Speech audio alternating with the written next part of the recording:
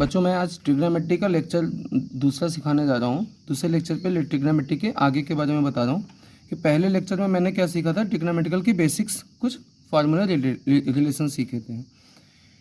Type 1 का question इसमें आता है। ट्रिग्नोमेट्री में पहले टाइप का जो क्वेश्चन आ रहा है कि कोई भी ट्रिग्नोमेट्रिकल फंक्शन, जैसे मान लीजिए हमने दे रखा है साइन ए की वैल्यू 8/17, कह रहा है कि फाइंड कॉस ए।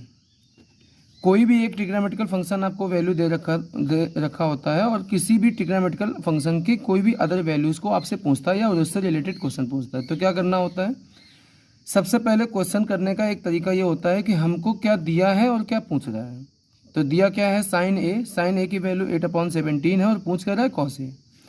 तो जब भी कभी ऐसा क्वेश्चन आएगा कि एक ट्रिग्नोमेट्रिकल फंक्शन आपको दिया हो और बाकी के अदर ट्रिग्नोमेट्रिकल फंक्शंस या वैल्यू उनकी पूछता है या उससे रिलेटेड क्वेश्चन पूछता है, तो क्या करना होता है, हम PVP/HHB देखते हैं। साइन की वैल्यू कितनी है, 8/17। साइन ए की वैल्यू है 8/17, जिसको हम कहते हैं P/H, यानी P की वैल्यू हो जाएगी 8 के, H की वैल्यू हो जाएगी 17 के। हम P की वैल्यू यहाँ पे 8 या और H की वैल्यू 17 भी ले सकते थे, लेकिन यहाँ पर हम इस पर रेशियो, चूंकि रेशियो में है, फ्रैक्शन में है, इसलिए हमने कोई कांस्टेंट टर्म इसमें हमने दे दिया। अब हमको परपेंडिकुलर पता है, हाइपोटेनस पता है, बेस नहीं पता है। तो क्या करेंगे, हम एक इसमें पाइथागोरस थ्योरम अप्लाई करेंगे। H का स्क्वायर, P का स्क्वायर प्लस का बेस का स्क्वायर।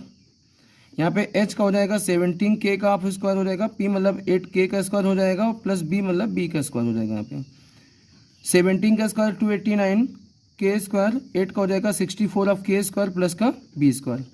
इसमें हम एक कैलकुलेशन में बच्चों एक बात कहना चाहते हैं कि आपको मैथ्स को अगर सीखना है, ट्रिग्नोमेट्रिकल को सीखना है या मैथ्स को सीखना है, तो आपको उसमें कुछ चीज़ें आपको 100% दिमाग में बैठी होनी चाहिए। पहली, जैसे आपको टेबल पता होना चाहिए, स्क्वायर्स पता होना चाहिए। क्या स्क्वायर आप निकाल नहीं सकते, बिल्कुल मल्टीप्लाई से निकाल सकते हैं, लेकिन ये सब चीज़ें इसलिए आनी चाहिए कि कैलकुलेशन को, समय को क्या करती हैं, कम करती हैं।